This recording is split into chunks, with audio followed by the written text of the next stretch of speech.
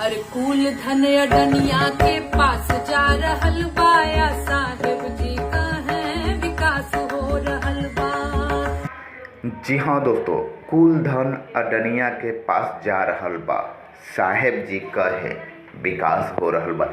ये गाना हम आपको पूरा सुनाएंगे, लेकिन उससे पहले दोस्तों हम आपको बता दें कि नेहा सिंह राठौड़ समय समय पे सरकार के विपक्ष में गाना गाती रहती है, या यूं कहें कि वो गरीबों की आवाज़ उठाती रहती है अपने गाने के माध्यम से। लेकिन यहाँ पे मोदी और अडानी के बीच के रिलेशन को दर्शाती हैं और उनके बीच का जो संबंध है उसको बताती हैं कि देश का पैसा कहाँ जा रहा है, फिर भी मोदी बोल रहे हैं कि विकास हो रहा है। तो ये गाना पूरा सुनाएंगे, लेकिन उससे पहले दोस्तों हमारे चैनल पे आप पहली बार आए हैं तो कृपया सब्सक्राइब कर ले और प्यारा सा बेल बटन दबा दें, ताकि हम इसी तरह से आपको गाना सुनाते रहें। तो चलिए सुनाते हैं ये गाना। अरे कुल धन अडनिया के पास जा रहल बा, या साहेब जी का है विकास हो रहल बा।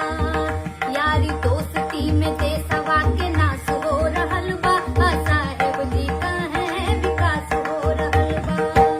हे विकास हो रहल बा, विकास हो रहल बा, विकास हो रहल बा, विकास हो रहल बा। अरे चाटुकार सत्ता के खास हो रहल बा, साहेब जी का है विकास हो रहल बा। अरे चाटुकार सत्ता के खास हो रहल बा, साहेब जी का है विकास हो रहल बा। अरे हंगर इंडेक्स में उपहास हो रहल बा, साहेब जी का है विकास हो रहल बा। बुढ़वन के पेंशन पे जुआ तास हो रहल बा, सैया जी का है विकास हो रहल बा। हे विकास हो रहल बा, विकास हो रहल बा, विकास हो रहल बा, विकास हो रहल बा। अरे मीडिया चौकी दरवा के दास हो रहल बा, राजा जी का है विकास हो रहल बा। अरे मीडिया चौकी दरवा के दास हो रहल बा, सैया जी का है विकास हो रहल बा। संसद से विपक्ष के निकास हो रहल बा, साहेब जी का है विकास हो रहल बा।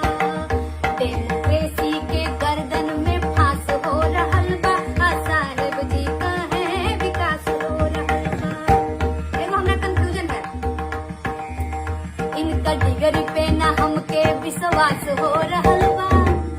इता अनपढ़ बुझाले या भास हो रहल बा, साहेब जी का है विकास हो रहल बा।